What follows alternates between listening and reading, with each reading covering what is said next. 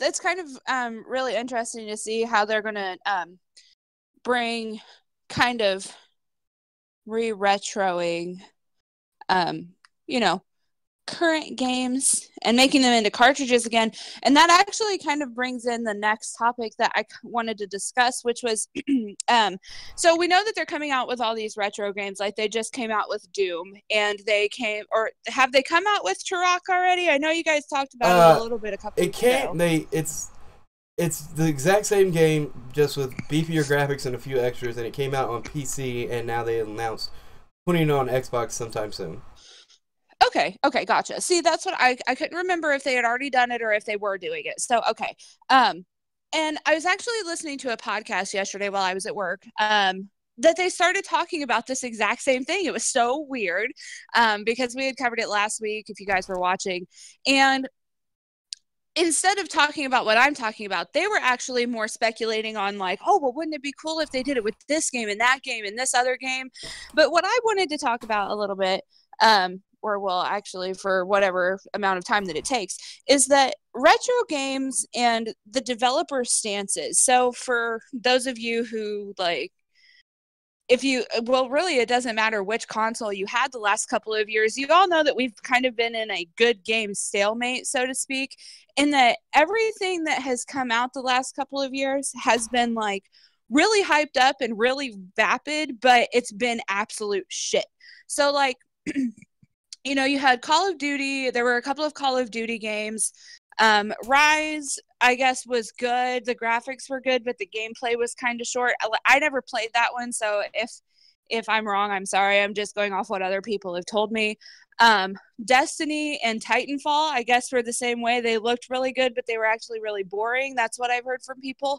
But then all of a sudden, you have all of these great games coming out. So you have Doom that's come out. You're having Turok that's getting ready to be reimagined and re-released for new generation consoles. Let's see. Overwatch just came out. No Man's Sky is coming out in August. There's some other ones. Dead Island, which is coming out here in a couple of days. Right. We've got Battlefield in October, and if you're a fan of it, Infinite Warfare in November. And so, you know, we have all of these great games that are coming out this year. And what I wanted to know and what I kind of wanted to discuss with you was that the developers that are taking the opportunity to re-release these nostalgia games, if you will, right. Is this kind of is it a good thing because it does give people the opportunity that played them at one point in their childhood or in their adolescence to kind of relive that same experience? Or do you think that they're just trying to like recover lost profits from the last couple of years where they've made these games that they never had any revenue on? They just kind of broke even. Like they know that they sold good in the 90s or the late 80s, early 90s when they originally came out. And so they're like, oh my God, why are we even wasting our time on this? Why don't we just recreate this game with modern graphics, resell it, and then we're good to go? Or is it something that they're genuinely thinking of the players on? Yeah, I think this is a double-edged sword, you could say. Games like Turok haven't been out in years. They were cult classics then. Some of the very first, $1 million sellers in the big millions at that. But, 3 generations have not got a chance to play these great games that could for these younger audiences that might get into game development, might spark some creativity in them or something, you know what I mean? On the other hand, you have games like, what was it, after Xbox One just first got released, they put like Gears of War remastered on it, and they remastered the game that just came out not even a year before on the 360. It's like, come on, you're obviously just trying to get a buck. At least wait 2 to 3 years before you throw that out there. Like, come on, you're not even trying at that point. You're just trying to make an extra buck. That's the problem. That, and I see it being a problem of, this leads into it, is video game companies are getting kind of lazy. I noticed. They don't want to make too many ideas. They'll slap a new paint job on it. They'll put in 1 or 2 new creative modes. And when that starts to die down, let's just re-release the greater ones that we had that everybody played. You can't do that, man. You're drying up the market, and you're making people turn away from your product. If it's a game like, we're going to put GoldenEye back out and remaster it for a new age, or Turok, even with the Master Chief Collection, I saw it kind of lenient because, you know, Halo was on Xbox, on the original Xbox. So even then, though, like, they did re-release it on Xbox 360. So even though I was about to give it props for that, it's still kind of doing the same thing. But at least it gave you all of them at once. You know what I mean? Right. It's like you don't have to keep collecting these games. Here's this with all of them from all 3 different generations of consoles. Here you go. But like I said with Gears of War, that thing came out not even like almost a year later. Not even like, I think it was around 6 to 7 months. It's like, come on, man, slow it down with these remasters. And it seemed like all the companies were doing that there for a while too. It's like a remaster of this, a remaster of that. It's like you can remaster a great game that hasn't been out in a long time, like Final Fantasy VII, but don't just go fucking rehashing the exact same game you put out a year or 2 before.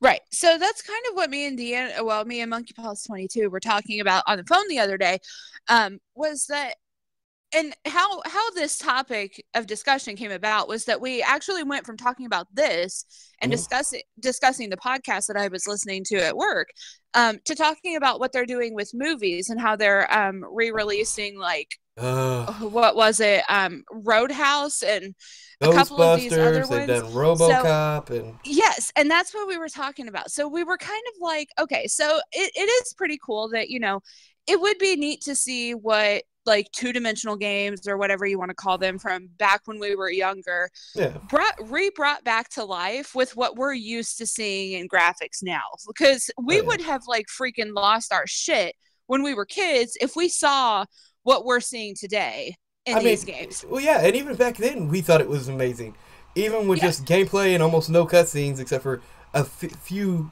Like, think about it. When people, like, I'm older than her, so I remember the Atari. I got to play it for like a year before I got my NES. So all I knew was Atari. And jumping into the NES and I'm playing Ninja Gaiden and it has the very first ever cutscene, I was like, holy shit. Think about making one of those games now and putting a little extra back into the story and a few extra cutscenes and having the exact same gameplay mechanics, but just adding this fresh new coat of graphics to it. I mean, you have a winner. Right. Well, back to the topic that I was getting to. We were talking, you know, we were like, you know, that's great and all, but it's completely irrelevant because we're like, it's just like, we were basically talking about whether it's a sign that either that developers are getting lazy, that they're just going back to old tricks in the bag, if you will, and running out of original ideas. And if you think about it, I mean, basically every game that could be made has been made. And so, I mean, you have the same people working on the same thing. I mean, why do you think Call of Duty has gotten so stale? And why do you think people are pissed off that it's going to be in space? Every space game that's going to be made has already been done. Now, No Man's Sky, we'll see about that one. I know that one's a space exploration game, so we will see. But I actually want to play that. Call of Duty, it's not a space game, and they made it a space game. And, like, they're basically running out of things to do because, like, war combat or whatever you want to call it has already been done in space with Halo. And so we were kind of exploring the idea that maybe, you know, them remastering games and bringing them out for the consoles again may just be a way to say, you know, we don't know what the hell else to do. You know, we're running out of things to do. And maybe it's, I mean, I don't really know from, so the reason I say I don't really know is because it really depends on the developer that picks it up. If it's one that's really well known and is doing great for itself, then it's probably just something that they want to do because they have the passion for the game and they want to see it happen. But there's some developers out there that are really falling under because the last couple of years they just put out absolute crap. They're not making any profits. They're going to look to these games and they're going to say, if we remaster this, we're probably going to make up all of our losses. And they are not going to care whether or not the graphics are good, if the gameplay is great. They're just going to remaster what's already there with new graphics and then resell it. Yeah, like we had, like, think about it. When the Xbox One first came out, and even like 5 months before that with the 360, how many games came out that we played not even a year or two before that, ooh, it's remastered. I swear, like, every fucking company did it. But at the same time, I think the saving grace is the indie developers. Because look at the games we're getting, like Ultimate Chicken and Horse and Rogue Legacy and Shovel Knight. They're taking these old 8-bit, 16-bit era graphics and doing amazing things with it with new innovations. You know what I mean? Like Super Meat Boy and, like, these people are coming out with amazing games off an old graphical idea that brings people in with a simplicity to it, be it adding brand new mechanics and new ideas of how to play it, which I find amazing. And these are people that just have a true passion for it. 1 to 3 man teams, just, you know, like, I see, and that's the thing, is like, that is their nostalgia, making something brand new out of it. While these game companies are just like, I want to make a pretty penny off the game that I already made just like a year ago, which is ridiculous.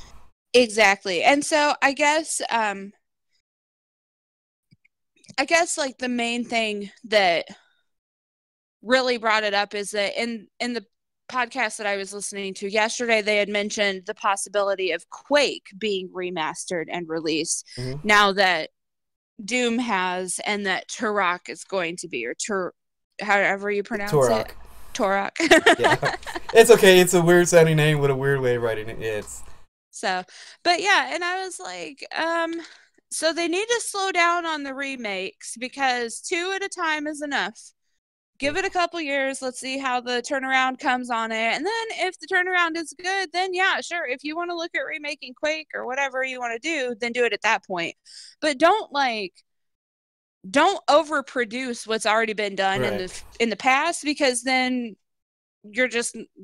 people are just going to be like, okay, but I just got a nostalgia game. And I mean, that's what it is. It's a nostalgia game. It's not going to sell now like it did back then. But see, the weird thing is, like with Doom, and I can see it happening with Quake since it's the same people, and they did it with Wolfenstein. id Software and Bethesda put out Wolfenstein, and everybody goes nuts for the new Wolfenstein. We've had shitty versions of it in the past, but we get a game developer who really takes time in their games and do it for the passion, right? It's like, yes, they have their franchise games, but even though they have Elder Scrolls and Fallout, they go into publishing or developing these games that they really have a passion for and making sure it's good, like Doom, like Wolfenstein, and adding a new twist to it, and bringing back this really rad game style that hasn't been around for a while, but tweaking it up and making it more modern and more fun than what we have now, which I find really... I'm not trying to scare developers away from, like, if you have a passion for a game that you want to make great, do it. Just don't go in there just for money and just to make a profit. Yeah. Like an easy win. We're just going to, like, do the game over again and not change a goddamn thing about it and have no passion about it. That's not going to work, and we're not going to buy it. Yeah, the passion definitely has to be there, and if it's not, then there's not going to really be a point in remastering the game. Yeah. Like, I actually really enjoy the new Doom, and they did a lot of great things with it. And it's not all about the single player. It's like a great campaign, which we haven't had in a shooter in God knows how long. I mean, when was the last time you played a good one? A good which one? A good single player campaign in a shooter. Borderlands. Yeah, like Borderlands is. But that's also a multiplayer game, though, too. Well, no, it is multiplayer only if you want it to be, though. Most of the time, it's closed gaming, but so it is mostly single player, but it has the option for multiplayer. Yeah, it's like, but and my review will be coming out soon. I know it sounds like a plug, but if you're watching this, it's probably already out. If you're seeing this on YouTube, it's probably already out. If you're watching on the stream, it'll probably be out Monday or Tuesday, so check it out. But like I said, it just depends, man, because I see the indie crowd and publishers like Bethesda are really charging the horse for, we're not remaking the game, we're not remastering it, we're giving you like a brand new, fresh take. Or brand new mechanics out of this old game style that you used to do. That's fine, because it's bringing new ideas into it, and oh boy, watch, I bet you there's going to be a lot of first-person shooters now that try to copy Doom. Because now, even though it's somewhat old, it's all these new takes on it that make it more modern than what we're playing right now. Yeah. So, I guess it'll be a wait-and-see thing like everything else we talk about. Right, yeah. Because it could go either way. Will the evil, money-grubbing corporations fuck us, or will it be the publishers and developers that really love game making and games that bring us something great? And I've been seeing that a lot from the indies. I do have to applaud them. Yeah, the indie makers have been doing a really good job. There's been quite a few. If you guys, I know that like GameStop has like a really bad reputation for only giving you $3 for like 800 games that you want to sell them. But if you ever have the Power Up membership and you do get the opportunity to get the Game Informer, there's always a giant section on indie games in there. I mean, if you go in there and you look at some of the games that these people are making, they are absolutely phenomenal. And like, they may not be like on par graphics wise, as what we deal with, now in today's day, like what we're used to seeing from major developers like Hmm. Blizzard, EA, whatever. But some of these indie games, they have really great potential. And unfortunately, most of them are only available on PC. So if you only console game, you're kind of out of luck. But definitely look into the indie developers because Yeah. they really have a lot of good stuff. And considering that they're independents, I mean, they do really good work. And they're really passionate about it because one to Mm, three guys making a game for like 4 years, they're gonna pour their heart and soul into it because it's their dream. They're not yeah. gonna. You're not gonna get half-assed. Even if you might think it's a little half-assed, it's really not for them. They're really trying to give you all they got. And the thing is, like, the thing I see with these indie developers is a lot of them are we're making it look retro, but that's because they can't do graphically what the AAA companies are doing. But just like the developers from back in the day with the NES and the Sega, they're limited on what they can do graphic wise, but because of that, they can bring you bigger and better stories and have to think outside the box and think outside the box of what they can do with the game mechanics, Yeah. which brings you a great game. Exactly.